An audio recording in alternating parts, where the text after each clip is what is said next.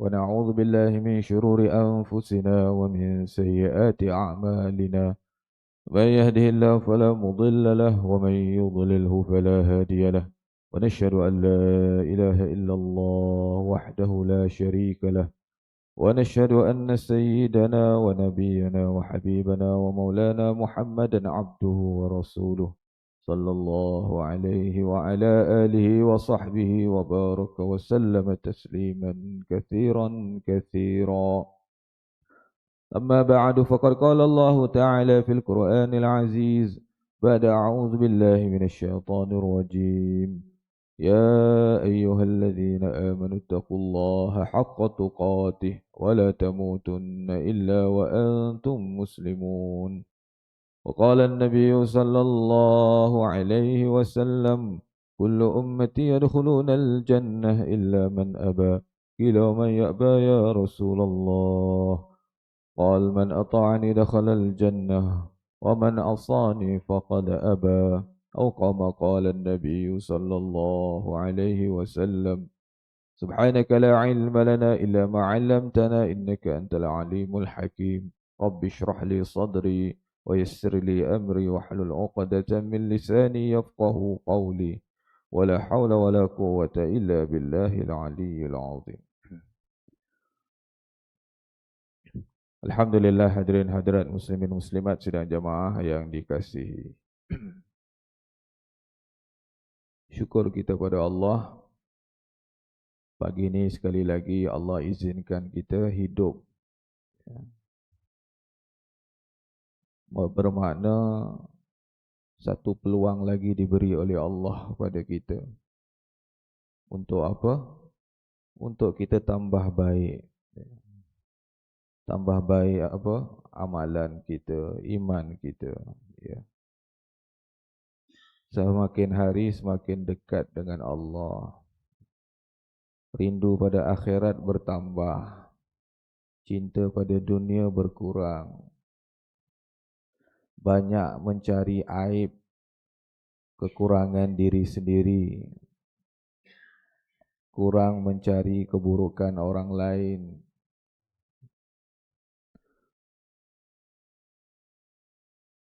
Menjadi hamba Allah yang sebenar dan umat Nabi sallallahu alaihi wasallam yang sebenar.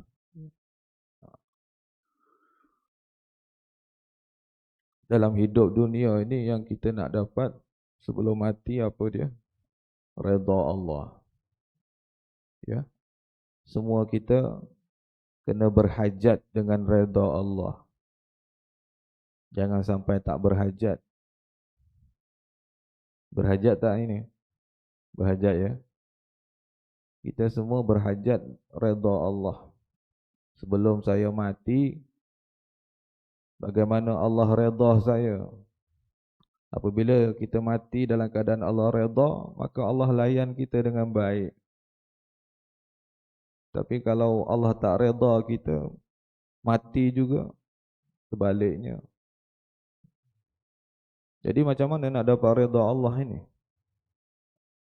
Sebelum mati, kita usahakan untuk dapat kasih sayang, cinta Allah pada kita. Pastinya orang yang Allah kasih dan sayang, orang yang Allah cintai, pasti Allah redha. Betul? Mana mungkin satu orang yang Allah tak cinta, Allah redha dia? Tak mungkin. Jadi bagaimana pula untuk kita mendapatkan kasih sayang cinta Allah? Allah beritahu dalam Quran, Qul in kuntum tuhibbunallah. Katakanlah wahai Muhammad, jika kamu tuhibbunallah, benar-benar cinta pada Allah, fattabi'uni, maka ikutilah akan Nabi Muhammad sallallahu alaihi wasallam. Ikut sunnah-sunnah Nabi. Ambil berat pasal sunnah-sunnah Nabi dalam kehidupan kita. Change. Ubah kita punya cara gaya hidup kita. Kalau dulu biasa makan tangan kiri, minum tangan kiri, ubah ya. Kalau dulu masuk tandas tak tahu kaki apa, kanan ke kiri, ubah ya. Ambil berat. Pastikan saya masuk tandas kaki kiri, bukan kaki kanan. Ya. Kenapa? Masuk tandas kaki kiri itu Nabi yang ajar kita, bukan orang lain. Betul. Jadi bukti cinta kita pada Nabi, dengar cakap Nabi, ya. Minum tangan kanan ni yang ajar siapa ya? Ya Nabi yang ajar kita, bukan orang lain.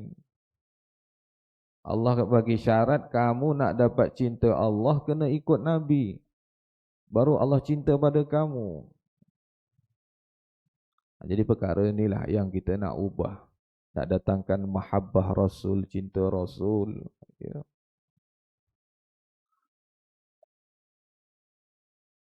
Jadi Maulidur Rasul itu memperingati kelahiran Nabi. Bukan sekadar tahu cerita Nabi daripada lahir sampai wafat Nabi. Ya. Kalau sekadar itu, mungkin orang kafir pun lebih tahu daripada kita. Betul. Orang Yahudi, dia kenal Nabi lebih kenal daripada anak sendiri. Orang Yahudi. Orang Yahudi kenal Nabi, dia tahu detail ciri-ciri Nabi, apa yang ada dalam di tubuh Nabi pun dia tahu. Mana bulu yang paling lebat di tubuh Nabi dia tahu. Detail maknanya. Lebih kenal dia Nabi daripada kenal anak sendiri. Hebat Yahudi. Ya.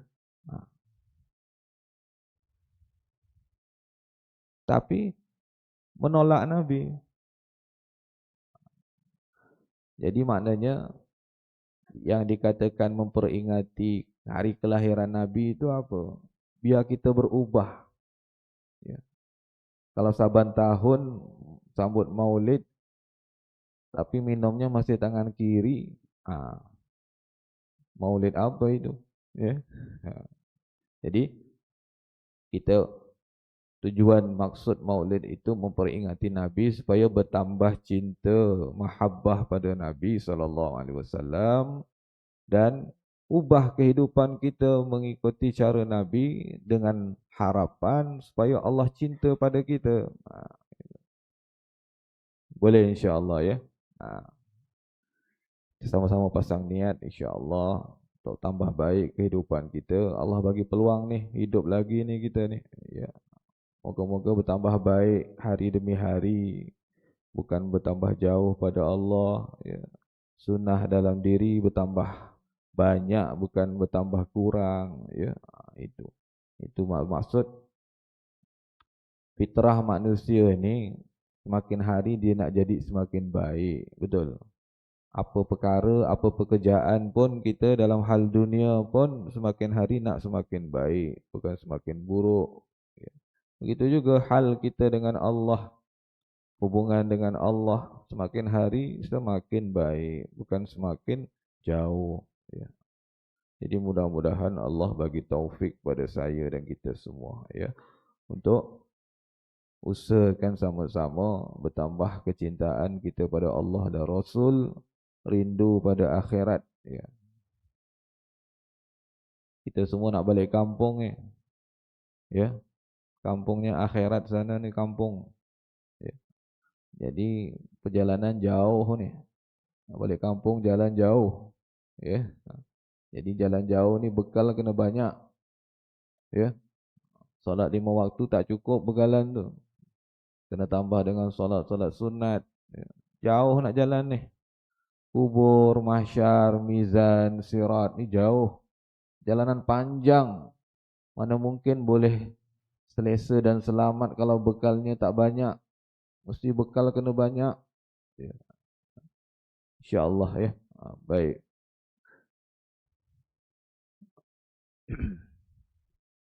kita terus lihat sama-sama pada kitab kita ini kelebihan ilmu dan ulama. Ya. Wa qala an-nabiy sallallahu alaihi wasallam man zara aliman faka'annama zarani wa man safaha aliman faka'annama safahani wa man jalasa aliman faka'annama jalasani fid dunya wa man jalasani fid dunya ajlastuhu ma'i yaumal qiyamah. Dan sabda Nabi SAW, barang siapa ziarah akan orang alim. Di Meru ni ada orang alim lagi tak? Meru, ada ulama lagi tak ni di Meru? Orang Meru kata, Meru ni tempat ulama dan penyanga. Betul ke? Orang Meru dulu-dululah kata. Orang luar kalau masuk Meru dulu-dulu katanya kena pukul dulu. Bantai dulu baru tanya nak ke mana. Tak tahu betul Samalah macam Mekah. Orang paling baik pun Nabi ada situ, Abu Jahal pun situ juga. Ya. Cuma Meru ni tak tahu dah dijolokkan Serambi Mekah ke belum. Ya. Ya, jadi Nabi kata barang siapa ziarah akan orang alim. Kalau kita tahu ada orang alim, orang saleh, kita ambil peluang untuk ziarah mereka. Ya. Orang alim, ulama ini kenapa? Al ulama warasatul anbiya, Nabi kata ya. Maka Nabi kata seolah-olah siapa ziarah alim ulama ni seperti ia ziarah aku. Sebab apa? Sebab itu ulama yang kamu ziarah itu pewaris aku, pewaris Nabi. Dan barang siapa berjabat tangan akan orang alim, bersalaman maknanya, maka seolah-olah seperti ia berjabat tangan dengan aku juga. Dan barang siapa sekedudukan ia akan orang alim, maknanya duduk bersama di dalam satu majlis dan sebagainya, maka seolah-olah seperti ia sekedudukan akan daku pada dunia. Jadi ini sempena bulan Rabiul Awal, banyak majlis-majlis maulid ya. Setengah-setengah tempat dihadirkan alim ulama yang besar-besar ya. Mungkin peluang-peluang itu yang kita perlu ambil, duduk dalam majlis. Antara yang besarnya apa? Apabila ada perhimpunan orang-orang Islam ini beramai-ramai, kemudian ada doa di situ ya. Doa itu tu kekuatannya di situ ni, apabila doa beramai-ramai itu. Sebab itu solat jemaah itu penting. Antaranya yang penting tu doanya ketika beramai-ramai itu. Sebab di kalangan kita tak tahu siapa wali Allah ni. Betul? Siapa orang yang paling ikhlas di kalangan kita tak tahu dalam ramai-ramai ni. Mungkin seorang aja. Tapi dengan keberkatan seorang yang Allah lihat itu, Allah terima semua doa kita. Ya. Mungkin yang sembahyang subuh tadi yang khusyuk seorang aja. Imam pun tak khusyuk. Tapi dengan sebab seorang yang khusyuk itu, Allah terima semua khusyuk. Nampak? Ini keberkatan jemaah. Jadi rugi. Boleh sembahyang seorang-seorang. Kalau kamu boleh jamin sembahyang kamu daripada awal sampai akhir khusyuk, ingat Allah. Ya. Ada berani jamin sembahyang paling khusyuk. Kalau tak berani, silakan berjemaah. Jadi kalau seorang-seorang sembahyang, Allah tengok betul-betul teliti satu-satu macam nak beli durian sebiji. Tengok belik kiri kanan atas bawah ditengok ya. Kalau beli satu bakul, angkut semua. Tak payah nak belik-belik, ada buruk ada baik, kira semua. Macam gitu solat jemaah Allah kira semua. Satu bakul kira Allah terima semua, ya. Ini keberkatan berjemaah, ya. Jadi, dan barang siapa sekedudukan duduk bersama daku pada dunia, maknanya duduk bersama ulama pewaris Nabi ini, aku dudukkan dia serta aku pada hari kiamat. Ini janji Nabi ni. Siapa besok di akhirat nak duduk dekat dengan Nabi, di dunia kena biasakan duduk dengan pewaris Nabi. Betul? Jadi ambil peluang kalau ada. Riwayat daripada Abi Hurairah radhiyallahu anhu berkata, aku dengar Rasulullah sallallahu alaihi wasallam bersabda, barang siapa ziarah orang alim akan doman baginya atas Allah Taala akan syurga. Doman ni apa? Jamin, ya. Siapa yang di dunia ziarah orang alim, Allah jamin dia syurga. Hebat ni.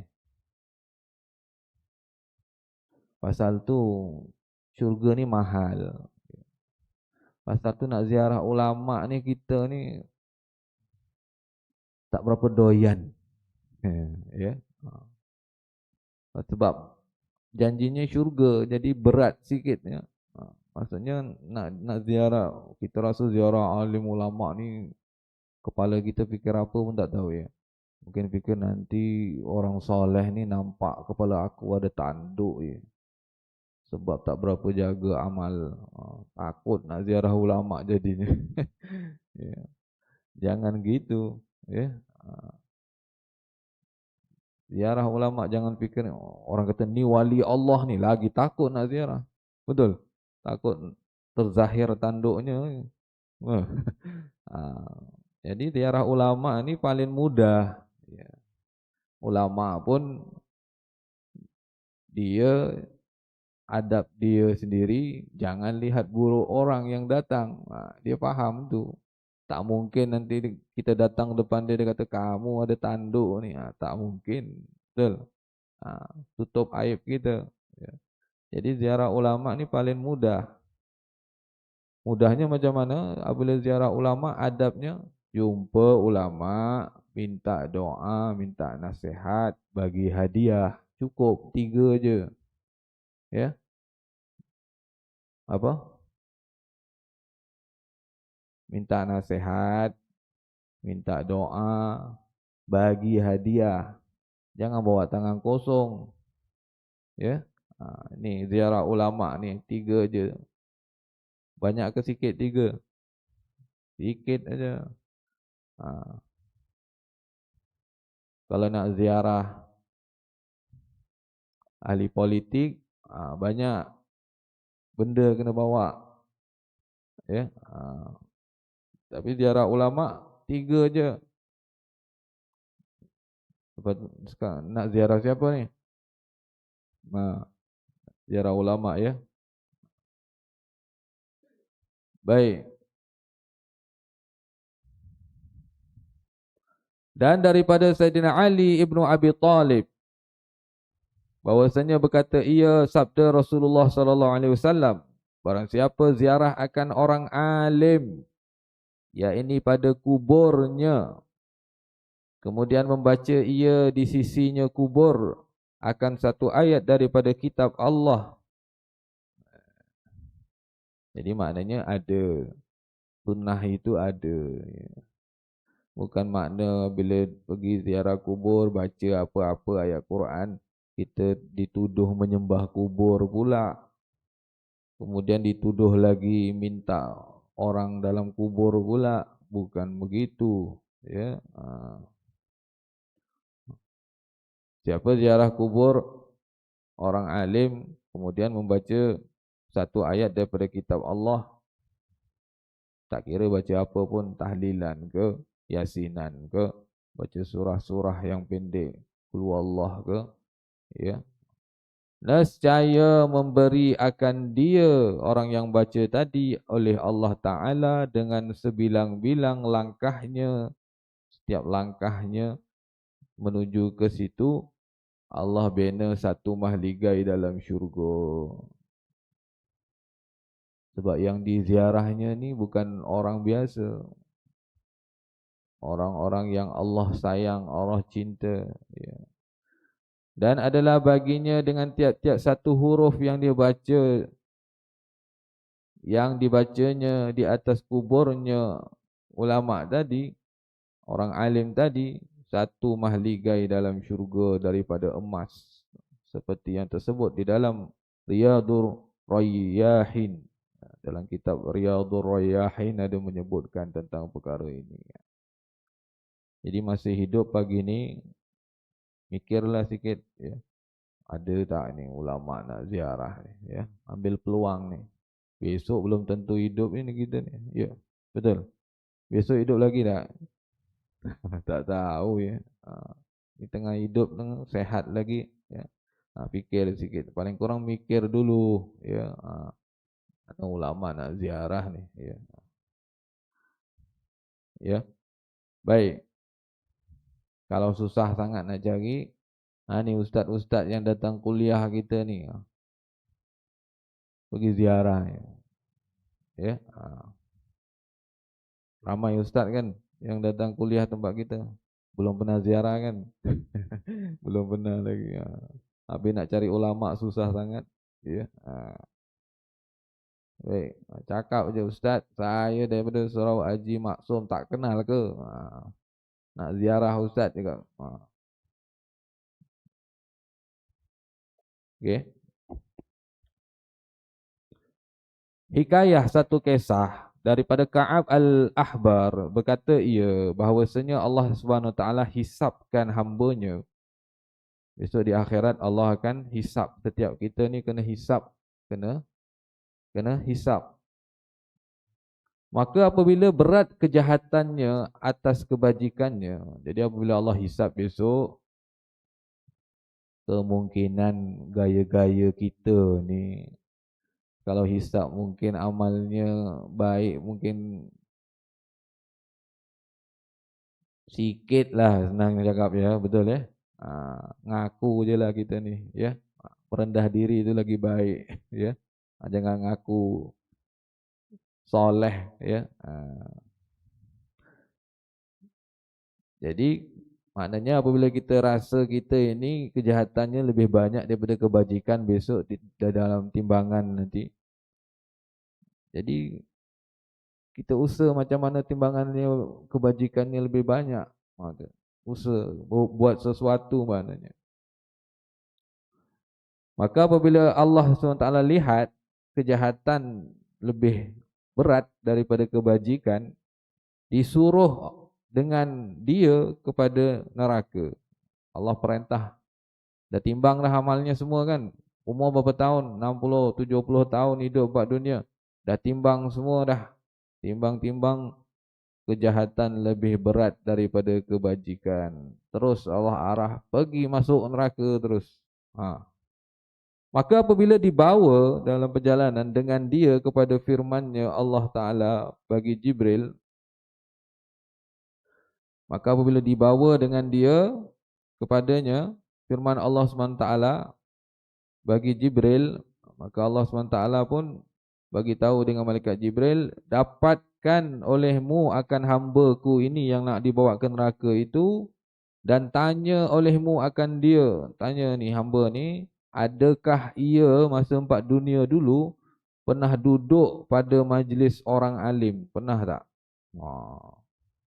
Maksudnya dah tak ada jaminan apa dah ni, amal dah timbang semua, dah keluar keputusan neraka sebab kebajikannya dengan kejahatannya, banyak kejahatannya. Jadi peluang yang ada ni je, talian hayat dia panggil. Allah suruh perintah malaikat Jibril, tengok dulu budak ni, hamba Allah ni di dunia pernah duduk dalam majlis ulama ke tidak? Tengok. Maka aku ampun baginya dengan syafaatnya.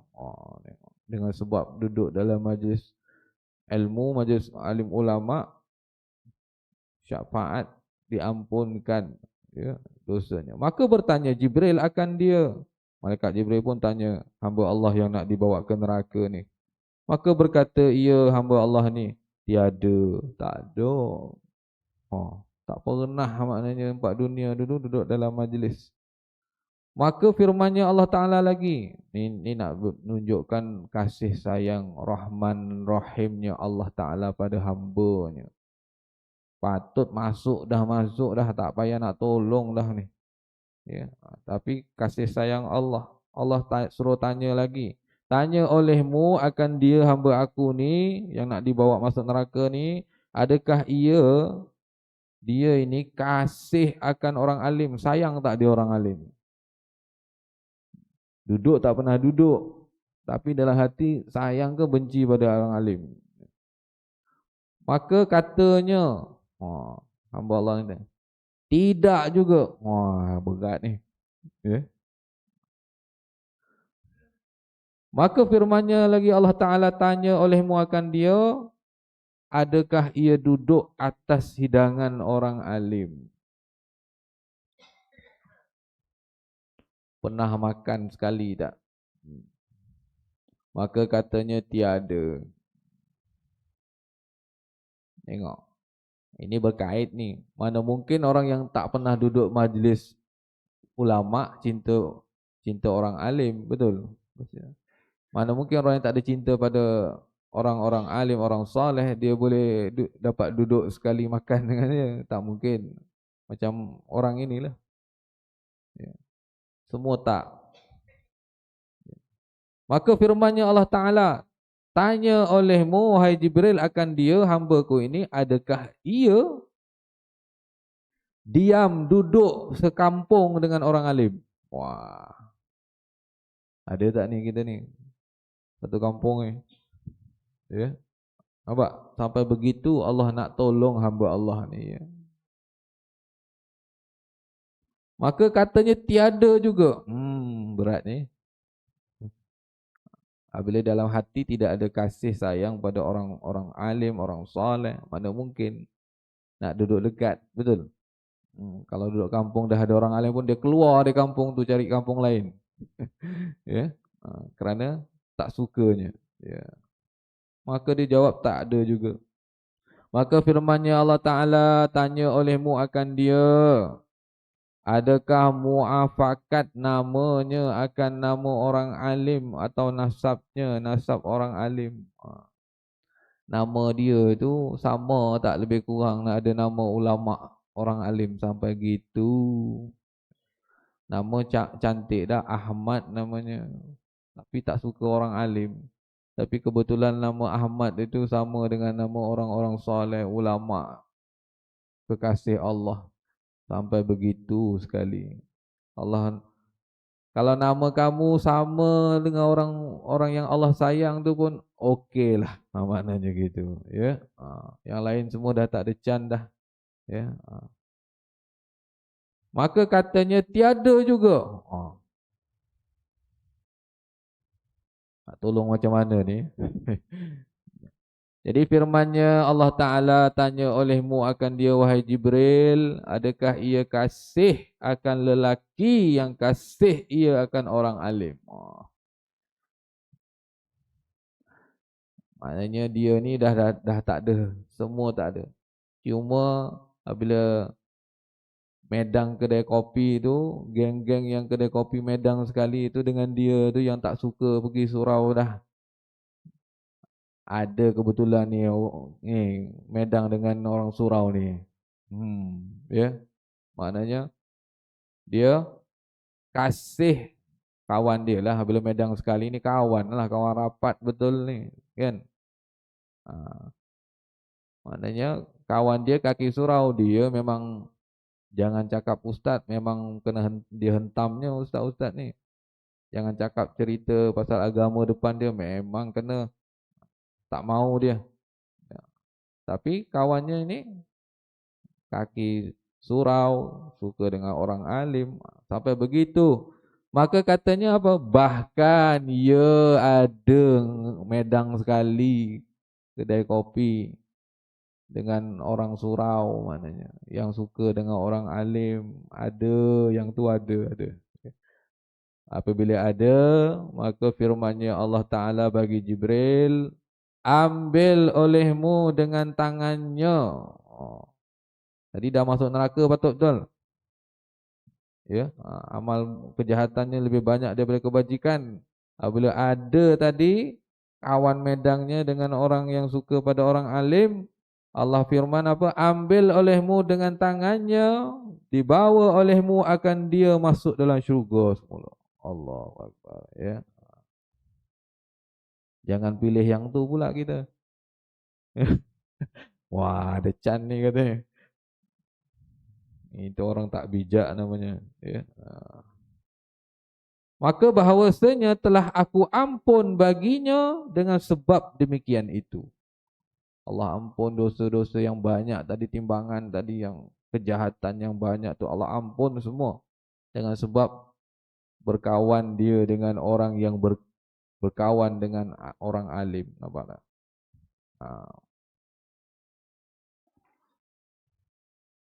Dan sabda Nabi SAW, belajar olehmu akan ilmu. Maka bahawasanya belajar ilmu itu kebajikan dan menuntut akan dia itu ilmu ibadat dan muzakarah. Bincang semula apa yang dibelajar itu dipanggil muzakarah. Akan dia ilmu itu tasbih. Pahalanya macam bertasbih. Dan berbahas tentang apa yang dipelajari itu. Pahalanya seolah-olah jihad. Ya, ini seperti perang sabil. Dan mengajar akan dia bagi orang yang tiada tahu, itu sedekah. Ya. Jadi kita ada ilmu, kita beri pada orang lain, itu macam kita setengah sedekah ini. Bagi. Yang mau tak mau, ambil tak ambil aja. Ya. Dan daripada Nabi SAW bersabda, adalah bagi Allah Ta'ala pada tiap-tiap hari dan malam 1000 rahmat. 999 rahmat tu bagi ulama dan bagi segala orang yang menuntut ilmu. Dan rahmat yang satu bagi segala manusia yang lain daripada mereka itu. Kenapa? Sebab apabila kita duduk dalam majlis seperti ini, contohnya, ya, satu, duduk dengan ulama itu. Kedua, belajar, mengajar. Ketiga, kalau duduk dalam majlis macam gini, kebiasaannya mesti ingat Allah lah istilahnya. Sebab cerita dalam majlis itu cerita-cerita benda-benda yang mengingatkan kita pada Allah dan akhirat. Betul? Ke kuliahnya cerita apa? Kalau kuliahnya menyebabkan kita tak ingat Allah, ya, tak cinta akhirat, baik balik, ya, betul.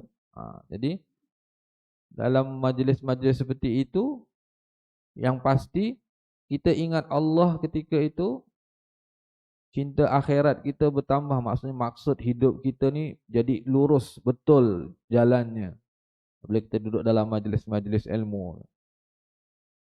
Jadi banyak kebaikannya. Sebab itu rahmat itu daripada 1000 itu 999-nya di situ. Besar maknanya. Okay. Dan sabda Nabi SAW, al-ilmu khazain mafatihuha as-su'al. Ilmu itu beberapa perbendaharaan. Anak kuncinya, maknanya ilmu itu gedung. Kuncinya apa? Kuncinya itu bertanya. Kita ni kalau tak tahu kena tanya, jangan diam aja, ya. Jadi bila bertanya itulah terbukanya. Maka tanya olehmu, fas'alu fa innahu yu'jaru fihi arba'ah. Maka bahwasanya diberi pahala padanya orang bertanya akan 4, diberi pahala pada 4 orang ini. Pertama siapa? Orang yang bertanya. Kedua, orang alim itu. Ketiga, orang yang mendengar. Keempat, orang yang kasih suka bagi mereka itu, orang yang belajar dan mengajar. Dan kata Abi Darda radhiyallahu anhu, al-alimu wal muta'allimu syarikani fil khair. Bermula orang yang mengajar dan orang yang belajar itu bersekutu keduanya pada kebajikan. Wasailun nas hamajun la khaira fihim. Dan sekalian manusia seperti lalat atas muka binatang. Selain daripada orang yang belajar dan mengajar ini, dia ni seperti lalat atas muka binatang. Tiada kebajikan pada mereka itu. Pernah tengok lembu ya? Lembu kambing. Kalau lalat inggap mukanya lembu tu, dia kuis tak? Muka, bukannya punggungnya. Kalau punggungnya, ekornya kuis, betul? Kalau mukanya, mana ada lembu kuis pakai kakinya gitu, tak ada. Mana biar dia biar gitu. Macamnya, maksudnya macam tak ada apa-apa. Ya, lalat hinggap di muka binatang ternak ni. Lembu tu biar je lalat hinggap. Ya. Nampak? Maknanya tak ambil tahu, tak ambil hal, tak bagi tahu gitu. Seperti lalat atas muka binatang. Maknanya tak ada kebajikan pada mereka itu selain orang yang belajar dan mengajar. Ya. Dan lagi katanya, kun aliman, jadi olehmu alim, au muta'alliman, kalau tak boleh jadi orang alim dah, jadilah orang belajar. Ya. Au mustami'an, atau orang yang mendengar. Wala takunir rabi' fatahlik, dan jangan ada kamu yang keempat, yaitu jahil. Dah tahu tak pandai, tak nak belajar, makin terus tak pandai. Tahu tak pandai? Apa nak tak pandai itu apa? Jahil. Bahasa Arabnya jahil. Bahasa sopannya tak pandai. Ya. Bahasa yang kurang sopan sikit bodoh, gitu. Ya, sama tu. Ya. Bodoh, tak pandai, jahil sama. Ya. Maka binasa engkau, ya. Pak tahlik, binasa orang macam gini. Jadi pastikan diri kita ini kalau tak jadi orang yang alim, jadi orang yang belajar atau mendengar dengan baik, ya. Hadis terakhir, buka mata. Awal tadi buka mata, tengah-tengah dia terlelap, biar akhir terbuka semula. Nanti malaikat kira, wah dia dengar daripada awal sampai akhir, malaikat catat. Ya, gitu. Boleh? Dan sabda Nabi SAW, man ta'allama baban minal ilm, barang siapa belajar satu bab daripada ilmu, liyu'alliman nas u'ti thawaba sab'ina siddiqan. Siapa yang belajar satu bab daripada ilmu supaya mengajar ia akan manusia, diberi akan dia pahala 70 siddiq.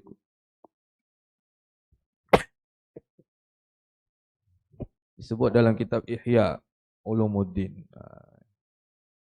Maknanya ganjaran belajar dan mengajar ataupun